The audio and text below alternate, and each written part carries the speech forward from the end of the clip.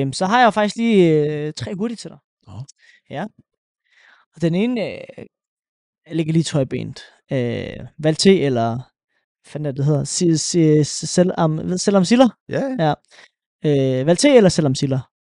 Selvom Silla 100%. Okay. Men det, altså, igen, det er jo det der... Hvad er du ude efter?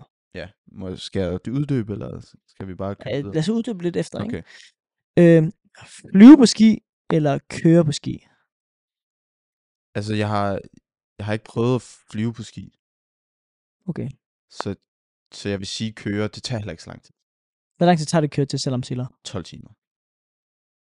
Det er jo relativt. Nogen vil jo mene, det er lang tid. Altså. Ja, det er det. Men hvis du er 3 eller 4 i bilen, der kan køre, du ved, 4 timer, det er jo at køre til Nordsjælland. Ja. For hver person. Ja, det er jo... Du kan også skifte lidt op, så kører du 2 timer, og så kører du... Så det kommer også lidt an på... Ja, kunne du lidt an på, hvem du kører med. Ja, selvfølgelig. Kunne du finde på at flyve på ski? Ja, det kunne jeg jo helt sikkert. Okay. Ja, Men selvfølgelig. jo... Altså, selvfølgelig, du kører ikke lige til Japan på ski. Altså, det var sådan... Det vil være... Men som du ved, hvis du sådan skal lige... De egne der... Jeg kan se nogle fordele ved det. Det er mere bøvlet, hvis du for eksempel har ski med selv. Skitøj, skistøvler, alle de der ting. Så er der mere at pakke. Det koster mere. Det er billigt at køre. Altså, det koster måske 500, hvis man er 4 i bilen. Okay. Den fik vi så lige uddybet lidt mere. Ja. Så har jeg den sidste, og du ved, den er sgu lidt...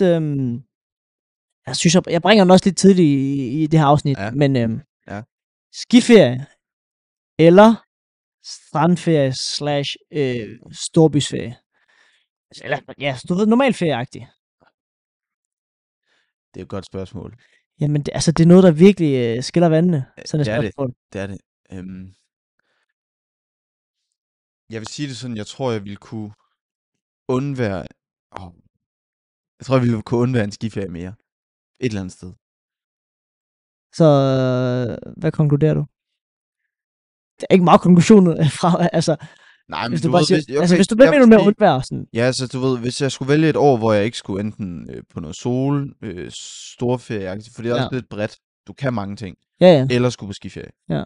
Så havde jeg taget at tage på strand, byferie. Storby, ja. Okay. Så... Jeg vil ikke vælge. Jo, det kan du ikke sige. Det kan du ikke. Du skal vælge. Det er enten eller. Det er 3 hurtige. Enten eller.